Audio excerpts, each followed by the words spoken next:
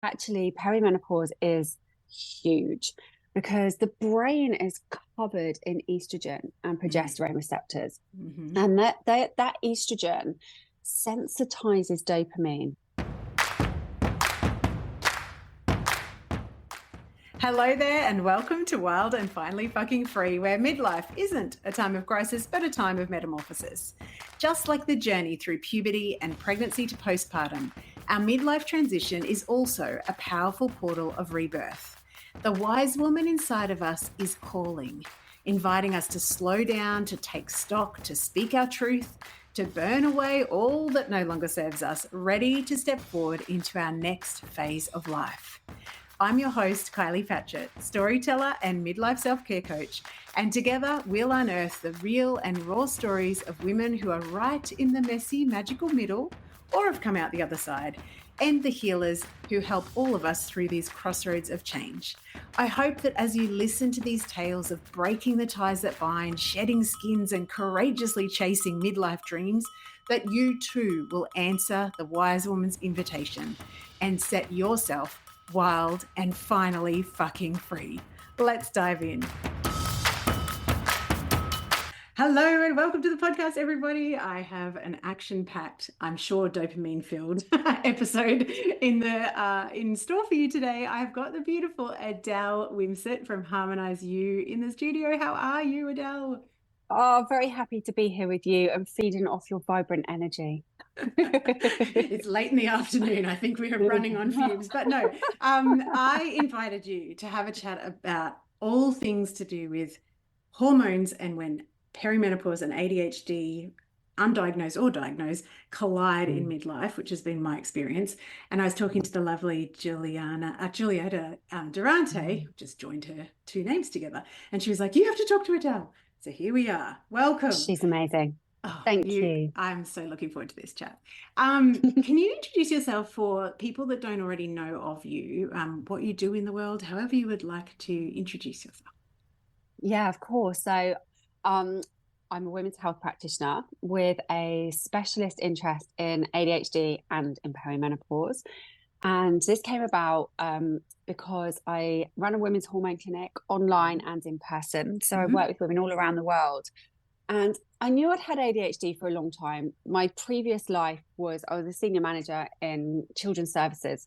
Oh, So I was very familiar right. with ADHD and, but usually within the context of little boys that were going to prison, Yes. but we kind of I had this awareness of it. And I used to joke in quite a flippant way. I'd be, oh yeah, that's my ADHD, I didn't really Wow. take it seriously because we kind of grew up in this world where women didn't have ADHD, right? Yeah, absolutely. So for various reasons, I set up the clinic working with women. I'm, out and out feminist. I love to kind of bring in like women deserve good healthcare too, and these Yes. models of well-being around our cycles and our hormonal fluctuations. Mm-hmm. So it was normal to me to go, hormones are my go-to. Something's going wrong. Okay, what's going on here? What's happening with my hormones? So several years ago, I began the journey of looking at ADHD, and I'd always gone, do I need a diagnosis? Do I not need a diagnosis? Mm-hmm. And for various reasons, decided to get one. And honestly, it was the most validating experience of my life.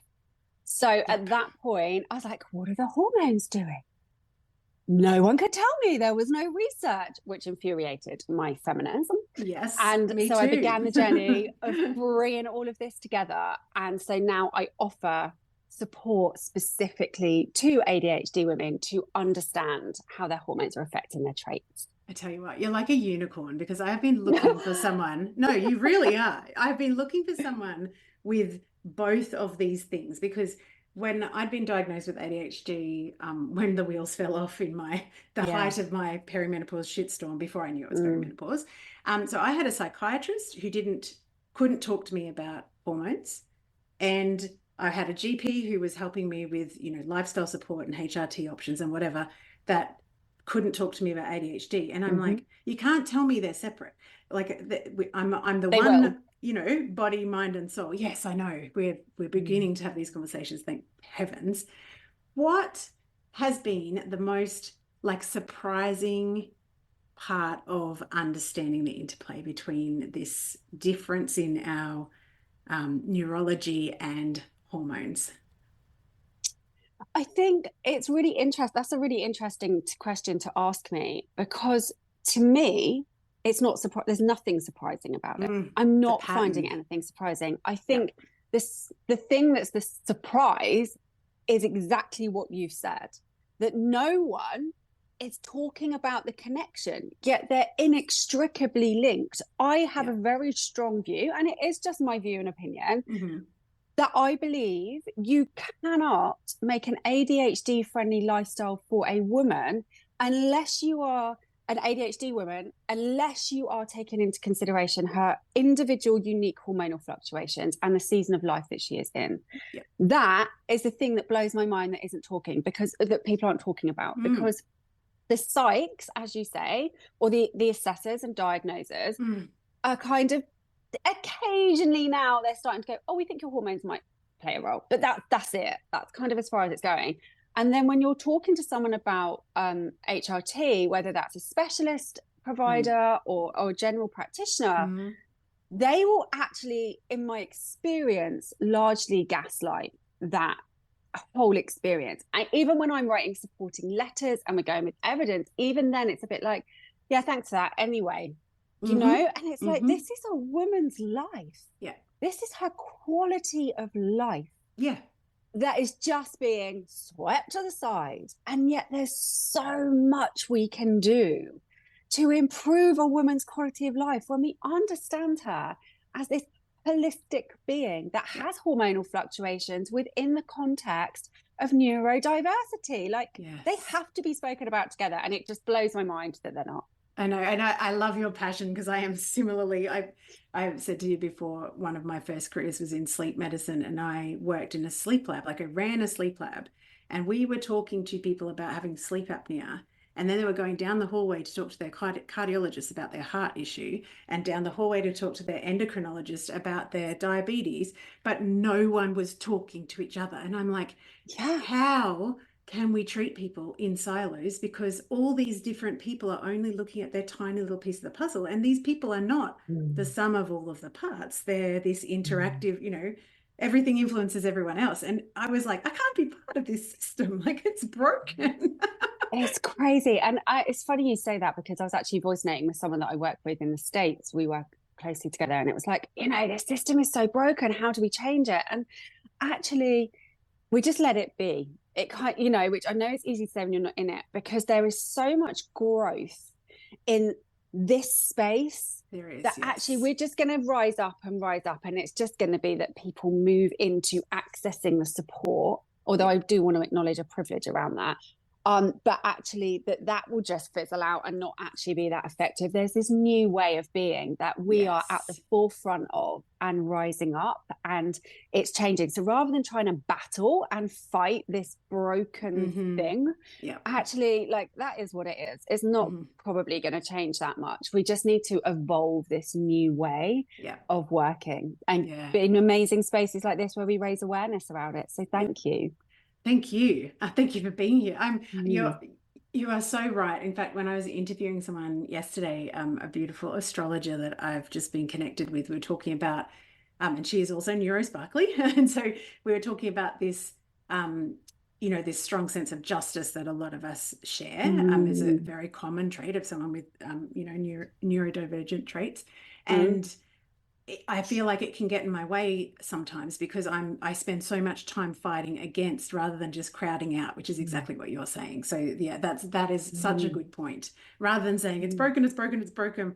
It was built, you know, hundreds of years, and it's got lots of power and money structures behind it. So yes, you are right. Let's build something new and just invite people to a different way of being.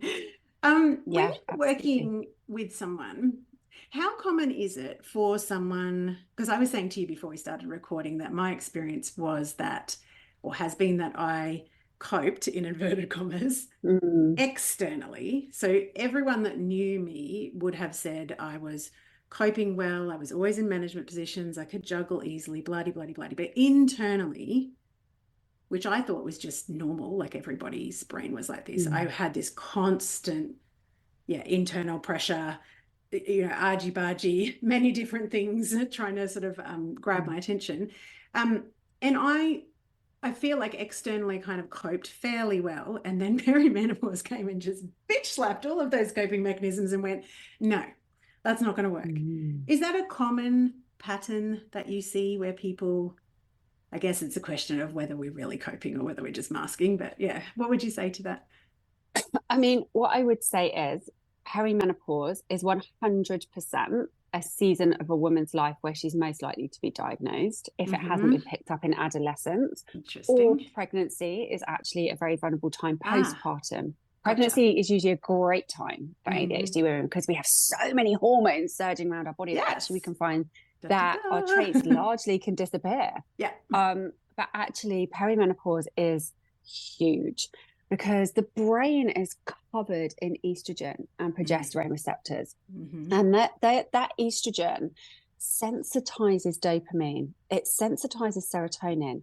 So at certain times of our cycle, when that Mm-hmm. is high, we have to remember we're these cyclical beings that are ebbing and flowing. We're not meant to feel the same every day, right? Mm-hmm. So this estrogen rises in the follicular phase, the first phase from like your period up until sort of just after, well, up till ovulation, your estrogen's rising. So we're getting this sensitization of our hormones. So our strategies, our coping strategies, whether we're conscious of them or not, we're like, I've got this, I'm on fire, Yep.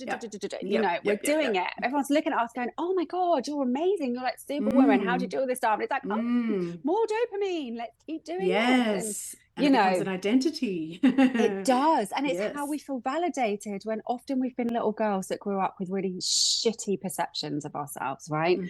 So this feels really good. So then we rise and rise until we get this ovulation. And then if we've ovulated, and only if we've ovulated, and Yes. just to say, just because you get a period doesn't mean you do ovulate, Nope. progesterone then begins to rise. Mhm. And she can be your friend or your foe, depending how your neuro sparkly brain Yes. likes progesterone. Okay. And that's Hmm. very, that, you know, that's a whole conversation in itself. So she should come in and just calm everything down, but she can be quite difficult for some of us. Hmm. So at that point, we kind of crash. We're not necessarily getting the joy of the estrogen anymore. And then it's like, oh, so it feels a bit like wading through treacle. So we know ADHD women are much more likely to experience severe PMT, known as PMDD. We Yes. know from research that we are much more likely to have a much more challenging perimenopause because these Mm. hormones, like I've said, have sensitized these neurotransmitters. We've been all right. And then suddenly they start to vanish. And we're like, Yeah. what fresh hell is this? Yes, You know, exactly. what is going on? Who am I Yes. can't, like, I'm finding my keys in the fridge, or like all these things that used to work for me, my alarm's going off, or my notes, or like whatever the strategy was for you isn't. You're driving and it's like, where am I going? You know, Yeah. but it's like, which a lot of perimenopausal women can relate to, but for us it's like on steroids, and it's the Mm. frequency and consistency of those things. Yeah. I'm sure you hear lots of people go, oh, everyone's got ADHD these days. I mean, how jarring Oh, is that don't comment? even. Yeah, I know. And I like to say, like, yeah, but everyone goes for a wee every Yeah, single day. But if that's you're right. going for a wee 20 times an hour, that's a problem, Yeah. right? So this is what we're looking at. If sort of perimenopause women are going, yeah, but we all do that. You imagine that constantly. You start to lose faith in yourself very rapidly. Yeah, There's very like a much. fear and anxiety that comes up. Yeah. Our confidence starts to wane. Our emotional dysregulation is just all over the place Mm. because we haven't got those hormones supporting that executive function that we've Yeah. had. And it's a really vulnerable time for us. Yeah. And so we're having conversation with care providers who don't understand that and don't Yeah. know what to do. So we're trying to advocate for ourselves when we're largely overwhelmed and exhausted. Yeah. And with no emotional bandwidth to even sometimes drive ourselves to the doctor, let alone, Yeah, advocate and argue against a system that's not actually seeing us as entire beings. yeah. I describe all of that. I used to say, I kept on saying, I just don't feel like myself. I just don't feel like myself. I just don't feel like that. Went on for a few years, and I was still in a corporate role where I had quite a big team, and we had an open plan office, which is just disaster for my brain. Like it just too much stimulation and I also was sitting in a position where I had my back to people, so I would constantly be interrupted from behind me, and so I'd be like startle all the time. So I just felt like already I felt like I was kind of hyper vigilant, and then I just like ramped up, and that just meant that I used to chew through my emotional bandwidth so early in the day. And so when it came time for like 1 o'clock or 2 o'clock in the afternoon, I'm like, if anyone else interrupts me, I want to hit them really hard. I had no emotional regulation. And I just got to the stage where I was like, I actually literally cannot cope in this environment, which was a hidden blessing anyway, Mm, but I just feel like when we don't know that this can potentially happen, and also if you don't actually know or haven't chosen to kind of go down the path of like, do I have ADHD? Do I need to be more aware of that? Actually, that's a good question. What would you say? Because I share your point of view that my ADHD diagnosis was so much about validation and so much about not making myself wrong for the way that I'm literally wired. Like I always made myself wrong for not sticking at things and not blah, mm, blah, blah. And now I'm just like, oh my God, I'm not meant to stick at things. I'm meant to like smorgasbord on life and snack and see what, takes my fancy. Um, so when you are talking to someone who's wondering about getting a diagnosis or not, how do you frame that mm. for them? Like,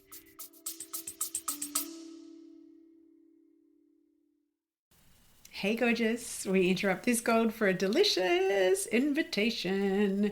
If your whole body has been whispering more lately, more voice, more truth, more satisfaction, more clients of the soulmate variety, more cash, more you, then this invitation is for you. Potent, my sister mind is officially open. This is my high touch, holy fuck, I'm ready sister mind for rebels in good girl clothing who are done outsourcing their power and diluting their magic to fit into someone else's business formula. If you have been craving a space where your strategy, your voice, and your energy all get to be offered, honored, refined, and amplified, this is it. Inside of Potent, you'll get my eyes on your business every single week, copy mentoring, and that is for brand copy and content storytelling that turns your truth into client catnip, energetic recalibration that helps you unhook old learned limitation patterns, keeping you quiet, not being seen, not being heard, real-time high-touch one-on-one coaching that actually sees the bigness of your vision, and the kind of sisterhood that does not flinch when you show up in your full, messy, brilliant, phoenix rising from the ashes glory. This isn't surface level support. It's deep, potent, paradigm shifting work that changes who you are as a woman in business and a woman in life. We start in August. Early open access is open right now. For the month of June 2025, inside of this early access open doors period, you will receive juicy bonuses, extended payment plans, and access immediately to my entire library of storytelling gold. You'll find all the juicy details at kyliepatchett.com/potent. And we fill spaces, and there's only 10 of them, and more than likely only 5 by the time you listen to this, because by that time I will have offered them to the existing cohort, the beautiful original OG circle. We do actually take applications on a first come, first served basis. So come and apply, and let's get back to the magic of the episode.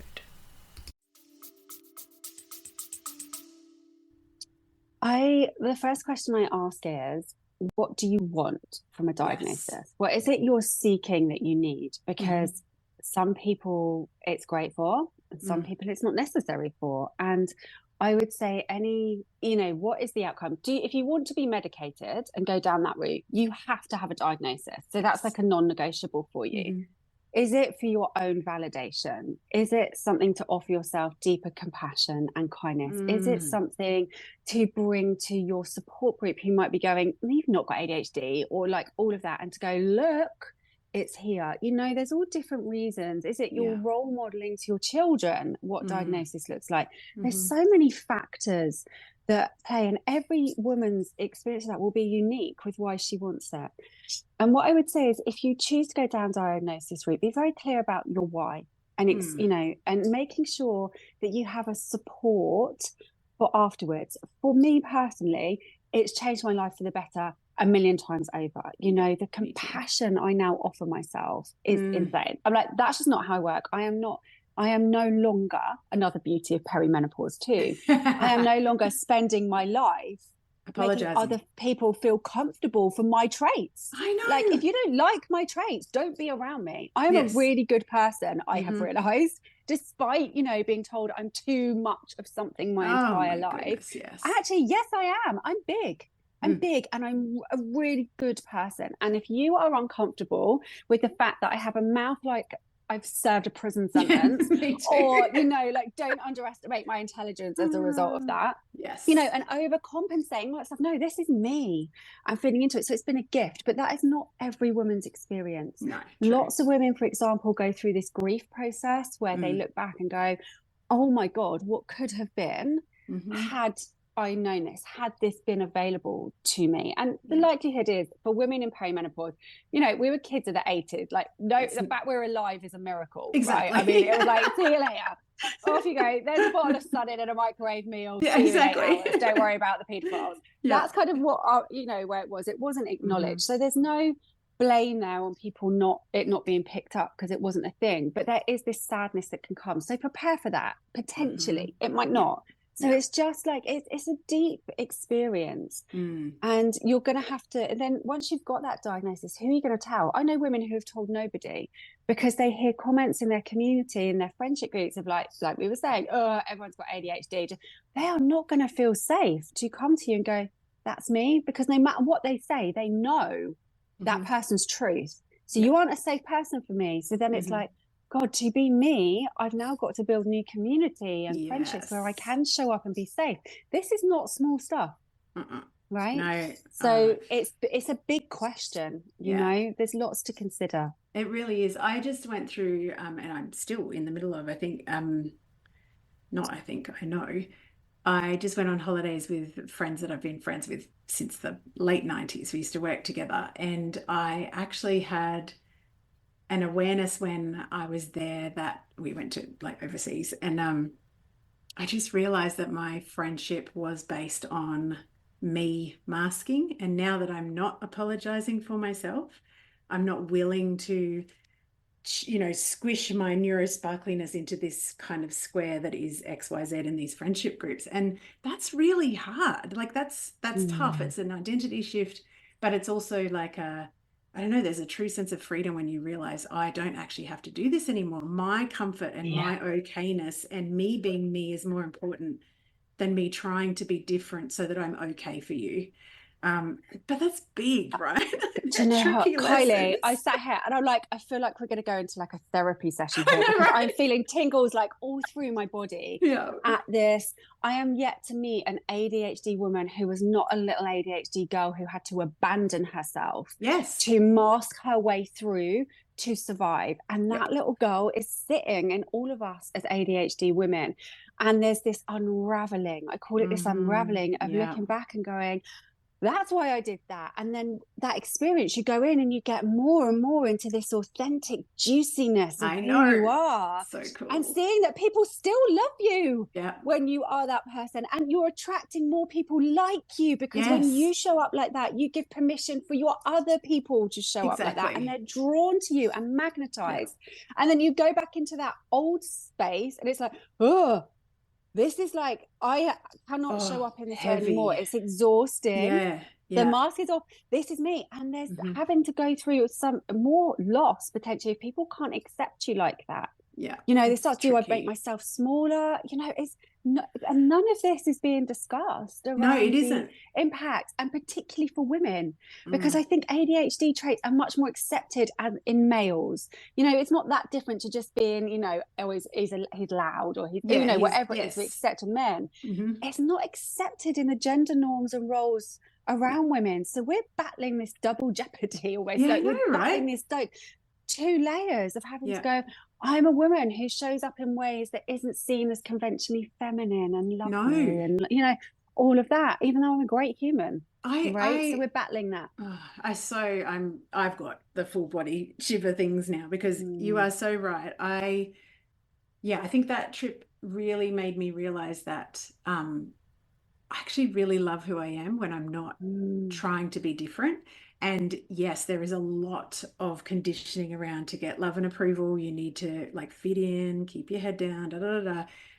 Hilariously, my first business name was a Tall Poppy Project, because here that tall poppy syndrome of sticking your head above the crowd and being cut off is such a big, it's a big thing in Australia and also in Canada. It's a very kind of well-known kind of phenomenon.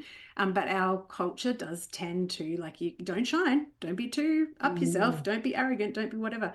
And so for my entire life, I've been like, every time there's this huge light inside of me that I want to shine out into the world, I'm like, don't do that. Not safe. Not safe. Be quiet. Don't take up too much space. Don't be too passionate. Don't be quicker to make connections than anyone else. So like, and I don't mean dumb down as in like I'm the most intelligent person in the room, but my brain operates quicker than a lot of people's. Yeah. And I have always felt like I have to pretend that that's not happening. And now I'm like, fuck it.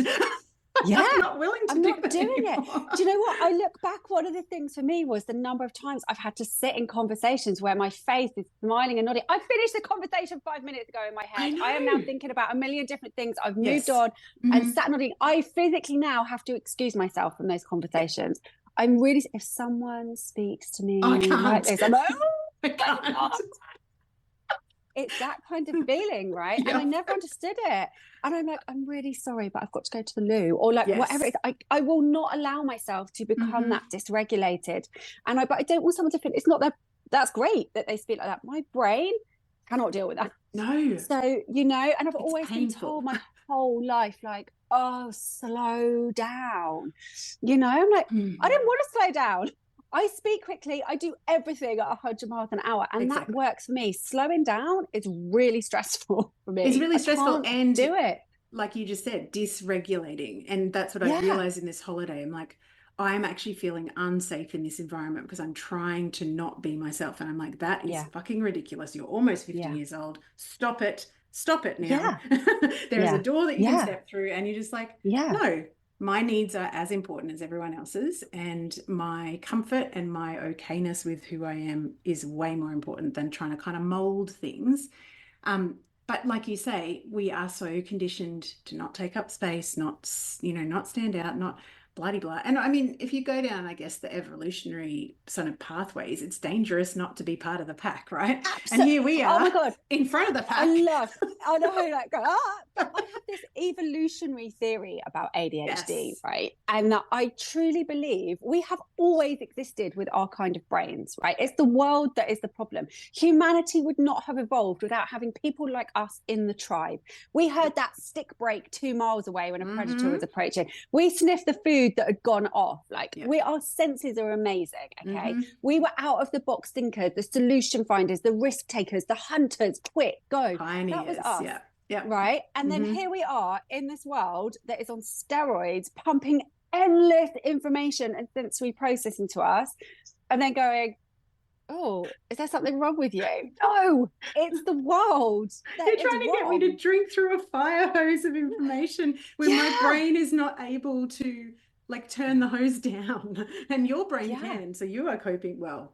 I wouldn't actually say that about most people. No, most people are not coping with all of that information. I'm wondering, as we're talking, because you mentioned before, like this idea of ADHD, I think there's still a lot of people that are like as little boys bouncing off the walls, and they're not able to, sit still. It turns up so differently in the majority of women, I think is fair to say. But if people are listening and they're like, yeah, I'm one of the people that think everybody's got ADHD, but there's some sort of like light bulb going as we're talking, which I'm no doubt there's people in the audience going, hang on a minute, that's me too. What are some of the questions that you would want people to be answering for themselves to help kind of not self-diagnose, because I think, that's too far in one direction as well, but to kind of self-assess, for want of a better word, of whether this could be something that they're experiencing as well? I would suggest a really good starting point is to go onto the Attitude magazine website. Yes. And they have got amazing screening tools on there for all kinds of things. That's like a really good starting point to go, oh my gosh, there might be something here, right? Because I come from a bias of hormones, right? That's my bias. I own it. Full transparency. I think everything is caused by hormone imbalance. This is my love. Right? Yeah. So what I see a lot is, oh, I think I've got ADHD, and actually it might just be hormone imbalances. Is there a history of this? Like, is it negatively affecting your quality of life? And then once you have this sort of screening tool where you're seeing the things that are coming up, say for example, there's a few traits on there, and you're like, okay, what I would do is, if there's someone you trust that you maybe live with, just say, I've noticed these things coming up. Do you see this? Have that dialogue. Great and idea. Start to observe your behavior. I had my notes in my phone, where every time there was an example of something I did, I wrote real life examples in there. I mean, I had reams of it. So that when I actually went for my diagnosis, because most ADHD people, if you say to them, what are your traits? You're going to get Homer Simpson brain. It's like, I can't remember anything. I can't think of anything. I don't know. But if someone starts listing it off to me, I'm like, yep.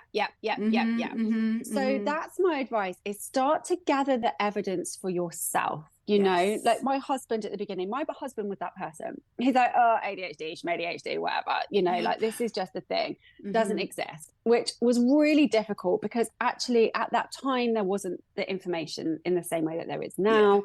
And I kind of went on quite a lonely journey, actually, of this self-discovery of going, and even up until my diagnosis, I was sat with a psych with these pages of evidence going, oh God, I might have got this so fucking wrong. It's going to be so embarrassing. Like imposter syndrome. Of, like, I'm so sorry. And he like wrote on this piece of paper, 100% in circles, you have severe ADHD. And I just burst out crying. I was like, oh, thank God.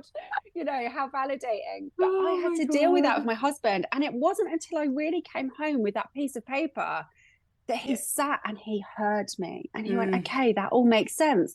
So I get that.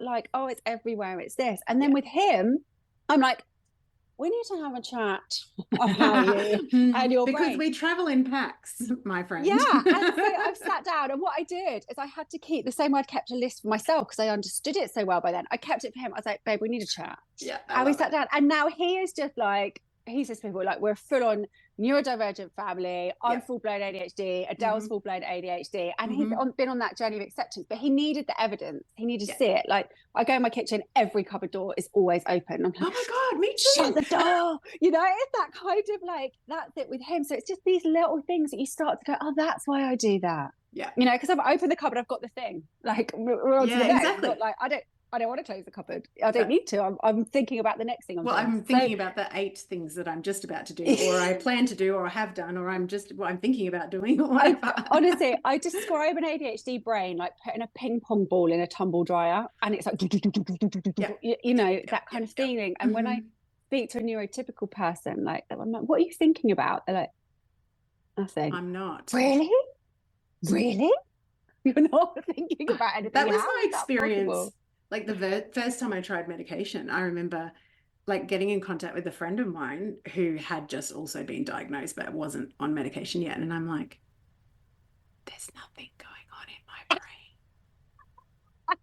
Like I had traveled to a city near us because I live in the country, and I had a list on my phone, as I always do, of the 500 things I wanted to get done that day.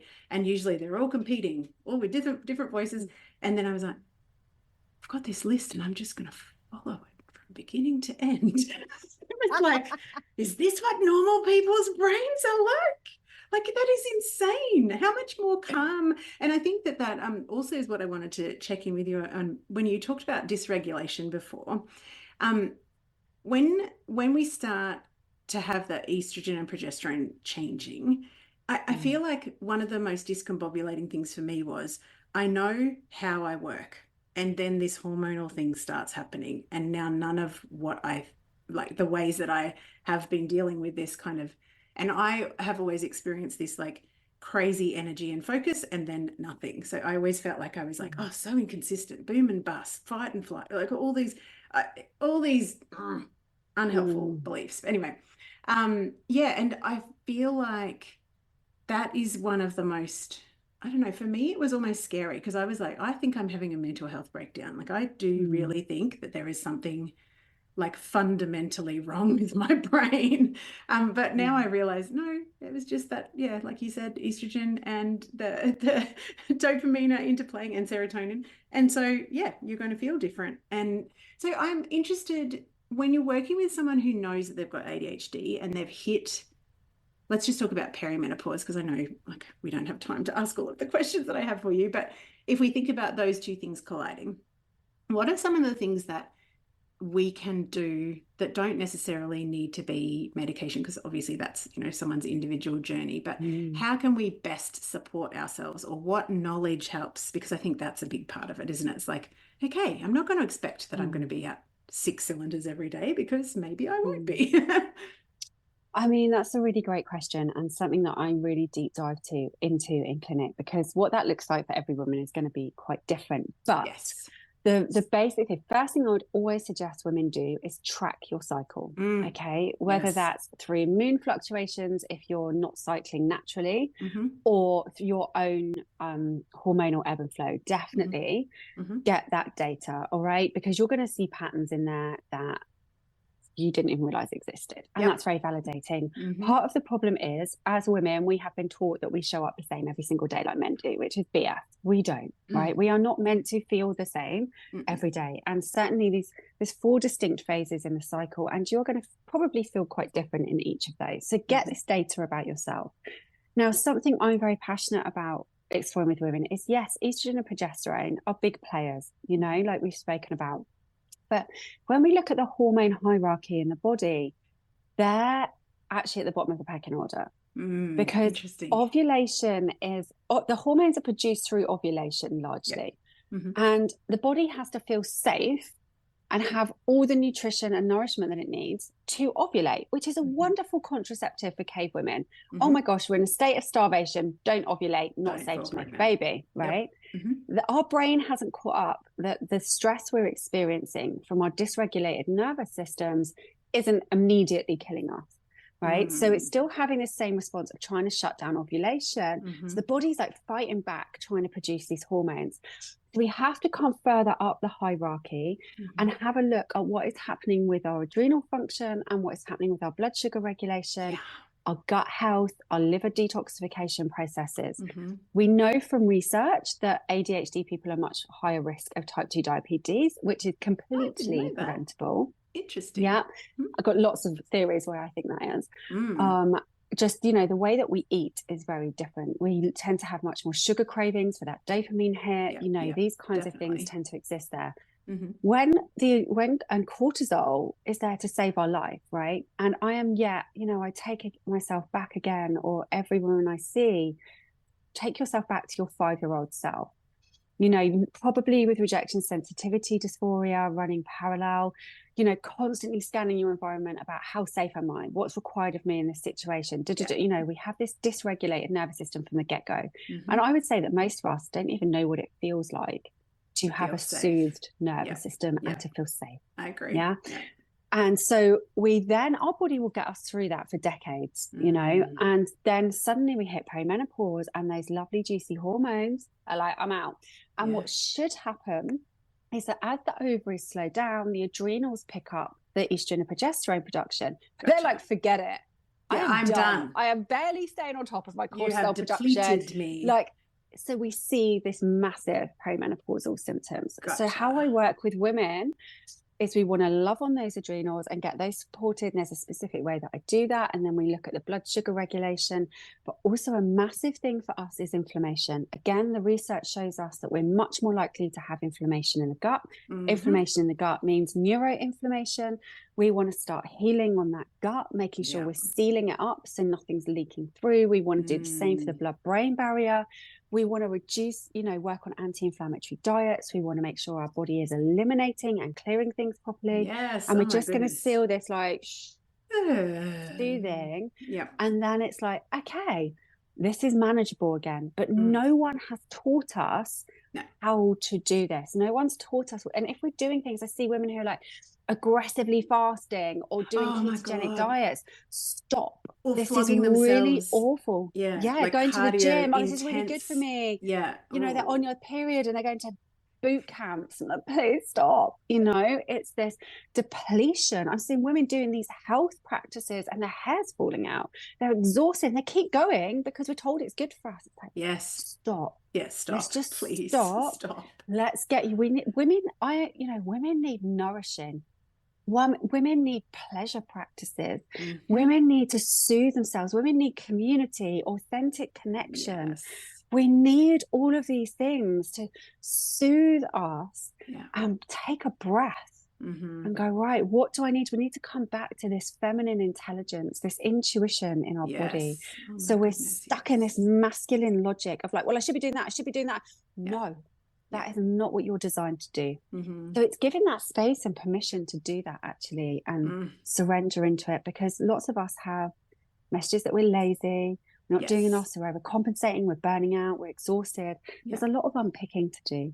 Yeah, that is, oh my goodness. As you're talking, I'm like, yep, that is the old, I'm still, at the age of 50 going, oh, here I am again, feeling like I've fried myself this week and I've worked too many hours, and I'm slowly but surely getting to the root cause of all of this. And I'm like, I lived in a chaotic environment where I had a, parent addicted to alcohol. So that, like, the safety thing that you're talking about, I had another layer of that. And then, so and exactly as you're saying, I do not have a lived experience of feeling calm and safe as a default.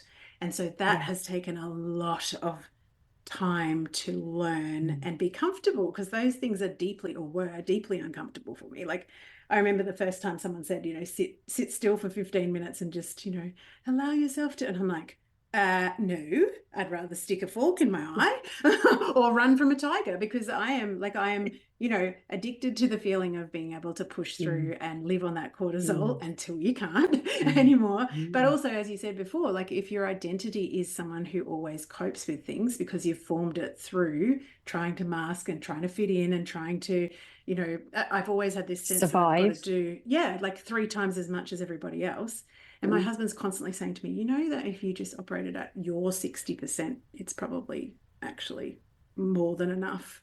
And but we don't know that. What does 60% feel like? Exactly. Like, hello? this is just me. This is I have no lived experience of this. What are you talking about? Yeah, exactly. But the play and allowing that, small person inside of us that may never have felt that default.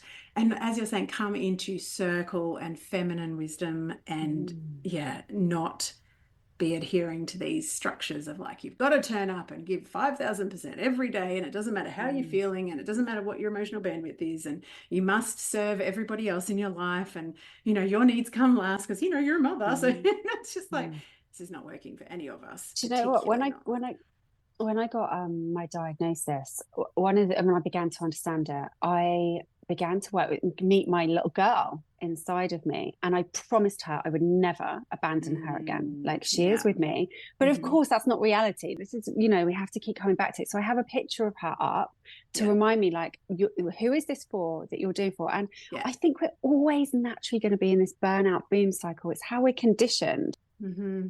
Yeah, I totally agree. I actually have a Sorry, that all just cut out then for me. It's all good. It's fine. We've still got you. I have done a lot of work with someone who is a spiritual person, like a support person, to just help me with navigating that reconnection to my little self. And I'm so relating to what you're saying about abandonment, because I have always really loved the language of IFS, like internal family systems, and I have been working really hard to build trust with the wounded little person in me that keeps on seeing me abandon her and going, here you fucking are again, and all that blame and stuff, and actually being able to understand the drivers behind it, and then just gently nudge myself back to, okay, this is not what I want to recreate, because when you can't trust yourself, then it's a pretty rocky foundation, isn't it? And it really is. Yeah, I feel like that. Sorry. I think you alluded to being a mother as well, of like holding that space for your children while you're reparenting yourself. Oh, it's tough. it's hard, right? I mean, like, oh my God, I've got all this knowledge about myself now. I'm looking back, I'm looking forward, I'm being present, I'm Mm-hmm. trying to change things for my children. I do Mm-hmm. believe we are a generation of cycle breakers, of Yeah. change makers. We didn't take this task on lightly. You know, it's hard. It's hard. And I think Yeah. it's going to be a lifelong journey Yeah. of that. I think we have this misconception like, oh, the work is done. You know, I've seen that therapist, I've done this work. We're like, I go, and it's like, no, it's here again. Here we go. No, You know, no. but it's always moving forward. Yeah, definitely. And I do feel that yeah, I feel like when perimenopause, yeah, created the changes in my hormonal landscape, it just, yeah, like the autumn phase in normal cycles of nature, like it just caused me to have to, endure some winds of change and drop some leaves because I'm like, I can't do this anymore. I don't have the bandwidth, but I also don't have the desire to pretend that this is okay on many levels of life. Yeah. Um, but what a blessing that is. Like, it's been an absolute clusterfuck. Don't get me wrong. Like, I've, blown up friendships and left jobs and blah, blah, blah, like changed Yeah. a lot of what I do. But like you said before, I feel like I'm closer and closer to who I actually am rather than the surface level stuff that we've all been taught to do. And I think that is a great gift of perimenopause. If we Isn't it? have, It is. yeah, the like you It's said before, the privilege is a big thing, but also the willingness to, I don't know, go through the portal, right? We're I rebirthing mean, ourselves.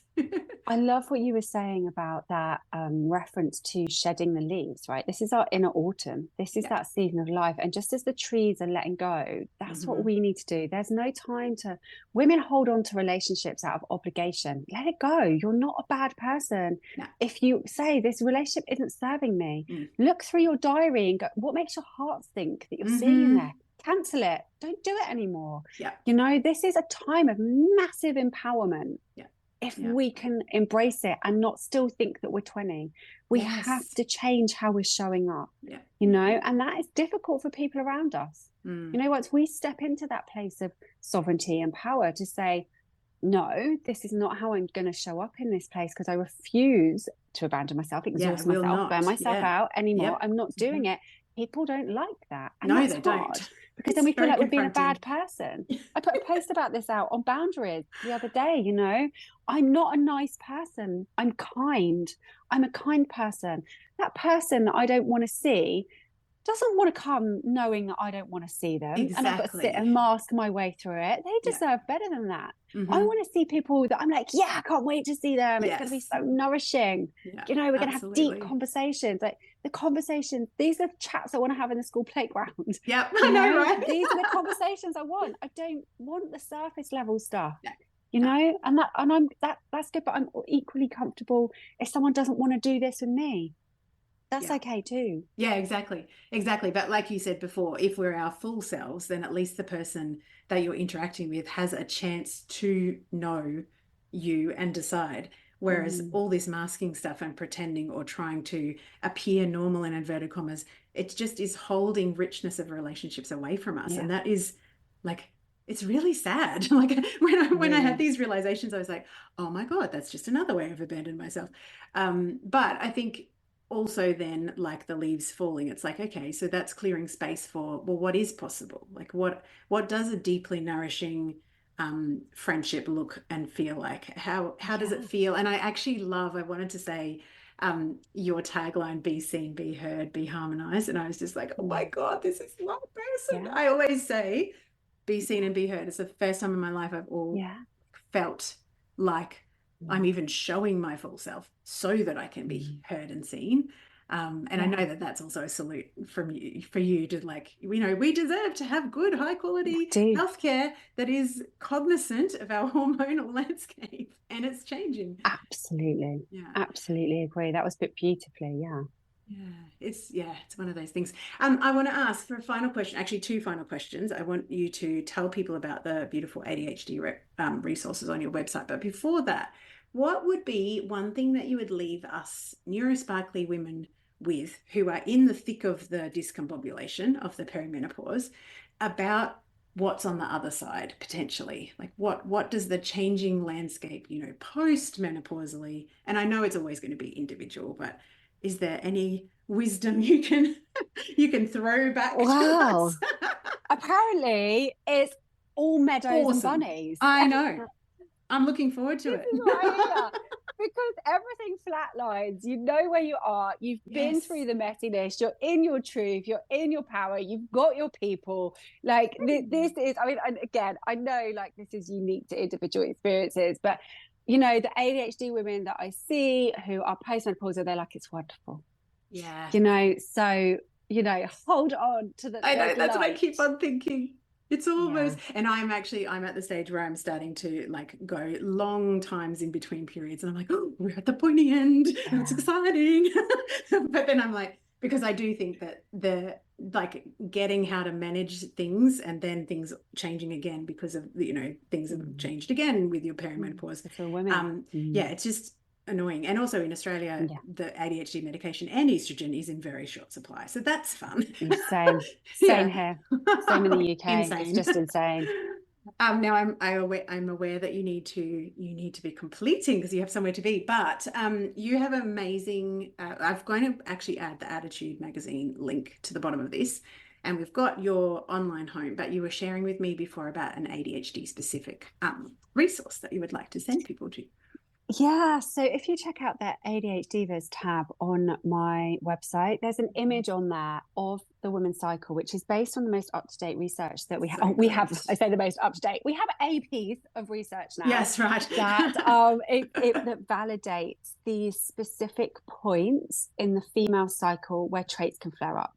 And interestingly, what we're seeing is that around ovulation, when we have this estrogen withdrawal, a flare up of hyperactive traits, so maybe more risk-taking behavior, more substance, more aggression, that kind of thing. And then when the estrogen drops in the second half of the cycle towards the period, a flare up of inattentive traits. So yes, I've just put that on there to completely validate women's experiences. So go and have a look. And there's lots of different podcasts and resources that you can access, and the websites in the process have been changed as well, so there'll be more on there.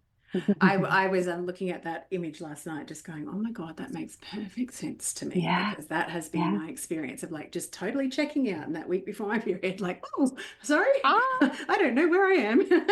Whereas every other time. Yeah, exactly. So yeah, amazing. Thank you so much. It has been a deep joy. I knew this was going to be wonderful, but yeah, thank you for sharing. And we didn't actually mention your clinic, and I know you have to go, but you have just opened a clinic. Do you want to give a we've very just quick shout out? Yes. The first women's ADHD clinic, and it's looking at ADHD diagnosis and women's hormones at the same time. So where we can bring it all together. So you haven't got to go and speak to the GP about hormones, go and speak to my psych about ADHD. We're bringing it together. So it's a pilot, and we're going to see how it goes. Now, do you see people all over the place, or just in person at the moment? Yeah. Oh, no, you online. do? Oh, exciting. Yay. Okay, great. We'll see people online as well. Amazing. All right, I'm going to grab that link and put it in the show notes. Thank you so much, Adele. Thank you. You have been a joy. As have you. I've really enjoyed this. Bye-bye. Bye-bye. Thank you so much for tuning in, my friend. And if you enjoyed this ep, please share it with another midlife friend, or take the opportunity to go and rate and review the show on your favorite listening platform. All of these things really help us to reach more women in midlife. Now, I don't know if you know, but I am both a storyteller who helps healers and helpers capture and communicate their work through the magic of storytelling. And I'm a midlife self-care coach who is super passionate about helping other women reframe perimenopause and midlife as a powerful and purposeful time of transformation. To find out more about me and my work, you can head to Instagram at Kylie Patchett, or my website, kpcreative.com.au, and that is kpkreative.com.au, and you will find all of those links in the show notes. Have a spectacular day, and may you be setting yourself wild and finally fucking free.